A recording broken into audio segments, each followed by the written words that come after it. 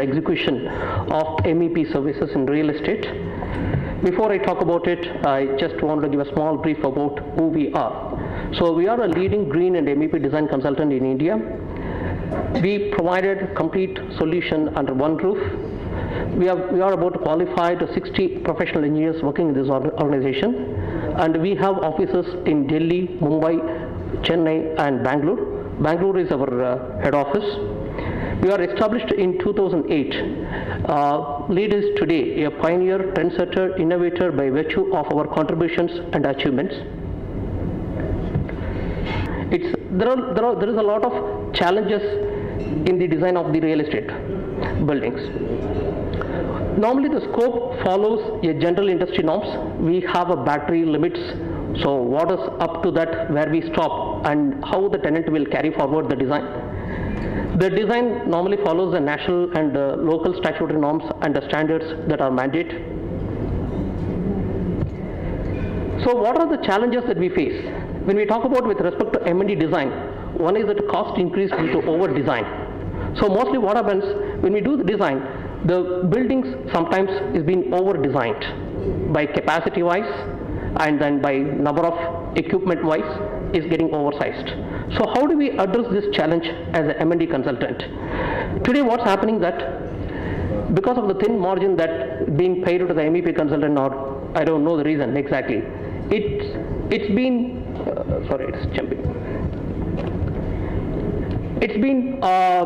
the whatever the replicate is being done in the earlier projects is being carry forwarded, and then the precise engineering is not being done in the every specific project. That is the reason that most of the time when the engineering is not done, when they don't use the latest software which is available in the global market, they do the design based on some thumb rule assumptions without understanding the project requirement. The things are getting oversized.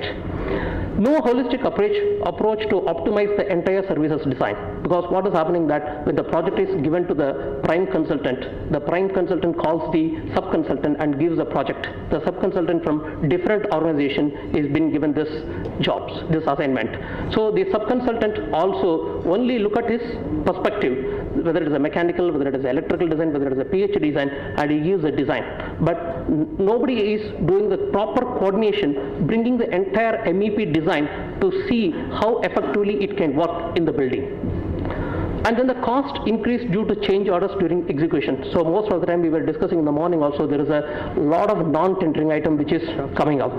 So this issue can be addressed unless otherwise the entire design is given under one MEP firm, and then there you have a strong quality control measure.